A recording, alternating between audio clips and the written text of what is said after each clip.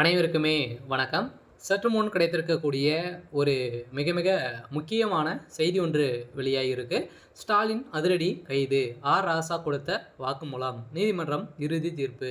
இது மாதிரி வந்து பார்த்தீங்கன்னா, செய்திகள் வந்து வெளியாகிருக்கு. அனைவருக்குமே தெரியும். ஏற்கனவே வந்து பார்த்தீங்கன்னா 2G அலைக்கற்றை வழக்கில் சதுரடியாக ராசா அவர்களும் கனிமொழி அவர்களும் பார்த்தீங்கன்னா வசமாக குற்றவாளியாக கைது செய்யப்பட்டு இவர் வந்து புழல் சிறையிலுமே வந்து பார்த்தீங்கன்னா 2 மாதம் 3 மாதங்கள் வந்து பார்த்தீங்கன்னா இருந்திருக்காங்க.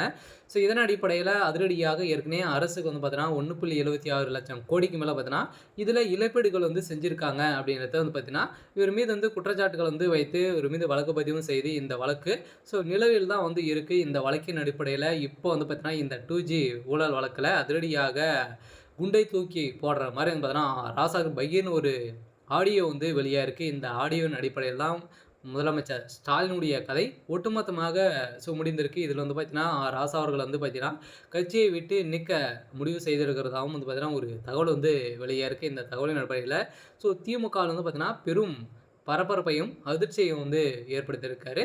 இதை பற்றி இந்த வீடியோவில் பார்க்கலாம். அதுக்கு முன்னாடி நம்மளுடைய சேனலுக்கு வந்து இப்போ தான் நீங்கள் முதல் முறையாக வந்திருக்கீங்க அப்படின்னா மறக்காமல் நம்மளுடைய சேனலை வந்து சப்ஸ்கிரைப் பண்ணி சப்போர்ட் பண்ணுங்கள். வாங்க வீடியோக்குள்ளே போகலாம். வந்து பார்த்தீங்கன்னா அனைவருக்குமே தெரியும். இந்த 2G அலைக்கற்றை வழக்கில் சதுரடியாக ராசா அவர்கள் வந்து கைது செய்யப்பட்டு புழல் சிறையில் வந்து இருந்து இப்போ இதை கழித்து பார்த்தீங்கன்னா உதயநிதி ஸ்டாலின் அவர்களும் இதில் வந்து இன்வால்வ் ஆகியிருக்காரு.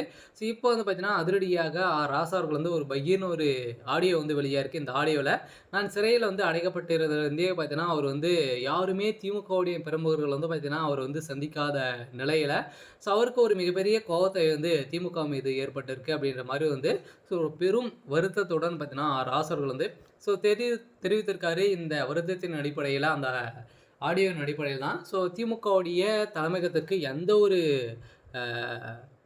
மனச்சாட்சியுமே வந்து இல்லை அப்படின்ற மாதிரி பேசிய நிலையில் இப்போ இந்த நிலையின் அடிப்படையில் ராசா அவர்கள் வந்து கொடுத்திருக்கக்கூடிய வாக்குமூலம் என்ன அப்படின்னா, இதுக்கு அனைத்துமே முதலமைச்சர் ஸ்டாலின் அவர்களுக்கு தான் இந்த பணங்கள் அனைத்துமே வந்து டிரான்சாக்ஷன் வந்து ஆயிருக்கு. இவருக்கு தான் வந்து கொடுத்தோம் அப்படின்ற மாதிரிலாம் வந்து சொல்லியிருக்காங்க. பார்த்தீங்கன்னா ஏற்கனவே கனிமொழி அவர்களுமே பார்த்தீங்கன்னா இந்த விஷயத்தில் திமுகவுடைய குடும்பத்தில் ஒரு மிகப்பெரிய பிரச்சனைகள் வந்து போயிட்டு வந்து இருக்குது. இந்த பிரச்சனையின் அடிப்படையில் வந்து பார்த்தீங்கன்னா இப்போ அதிரடியாக ராசா அவர்கள் கொடுத்த வாக்குமூலத்தின் அடிப்படையிலும் முதலமைச்சர் ஸ்டாலினுக்கு ஒரு மிகப்பெரிய தலைவலி வந்து ஏற்பட்டிருக்கு. இதெல்லாம் பார்த்தீங்கன்னா அவருக்கு வந்து 26 தேர்தலில் இருந்தே பார்த்தீங்கன்னா ஒரு மிகப்பெரிய சவாலாக இருக்க போது இப்போ ராசா அவர்களும் திமுகவில் வந்து பார்த்தீங்கன்னா விலக்க போகிறதாக ஒரு தகவல் வந்து வெளியாகி வருது.